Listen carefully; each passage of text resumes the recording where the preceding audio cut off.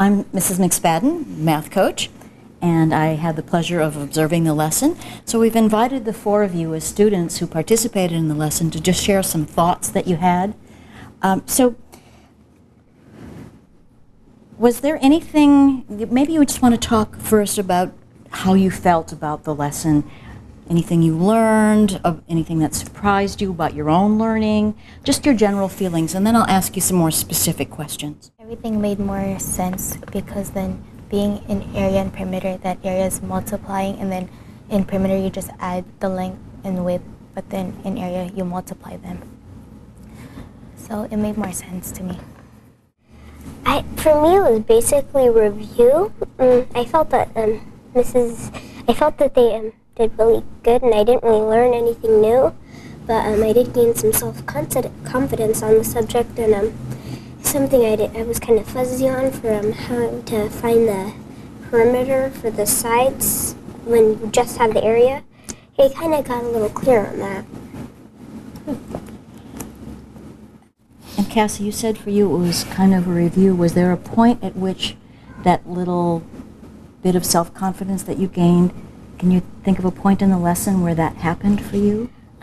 Basically, I was starting from the beginning to the end of the lesson. So I was mainly like pretty well briefed in that, but it was like as I said, it was mainly for finding the perimeter with the area and having a shape. Like if you had a really we had 36 and it was really skinny, like I could probably think that it was either 2 and 19 or 1 and 36, or if it was like the square, it would be 6 by 6, and mainly I just got that little bit of confidence in the subject, just kind of boosted a little up. Basically, I was already very prepared when I took the first one, but if I was to take another, I think I would be more prepared because I brushed up on it, and then like the little maybe areas that were only a little faded, they were brushed cleaner, and like the really cloudy one, that I didn't really touch up too much on in 6th grade with the finding the perimeter based on the area, that one was really cleaned up and sparkling now. So I'd probably bring that, and it might do a little better on it, that little boost. And for my last question, I'd just like to get your thoughts on working with a partner, how that helped you or how that helped your partner. You want to talk about just talking to somebody, how that felt for you in your going through the task. Alex, I'll start with you. I would tell her the way I did it, and then I would ask her how she did it, and then sometimes it would be different. So I would learn her way too, and she would learn my way, so we would both have a different strategy to do it again.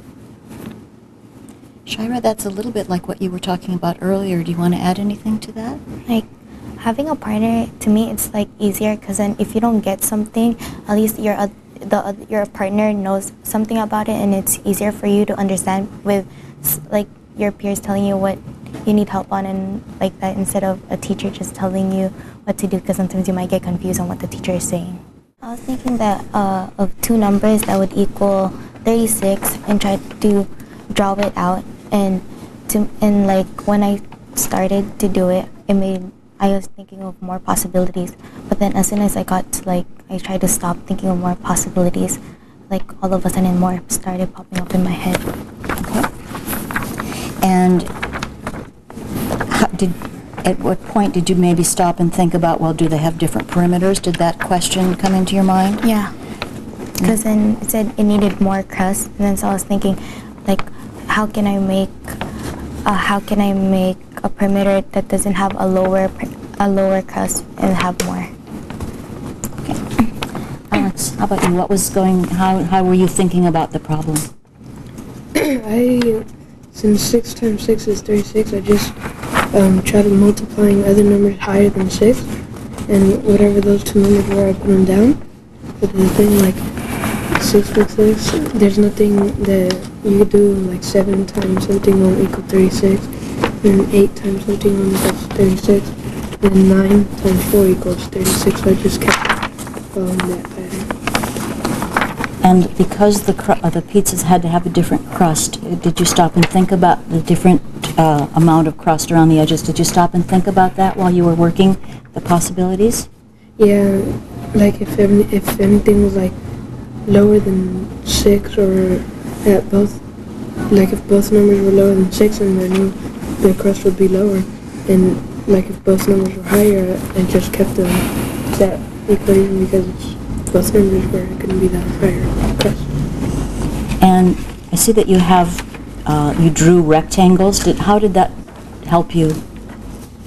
Because like it could help like figure out like how much to add and how long it is, and yeah. So you used labeling to help you figure out perimeter, for example? Yeah. Great. Cassie? So something that I was doing is we were given tiles, and so I started with a simple one that I already knew equaled 36.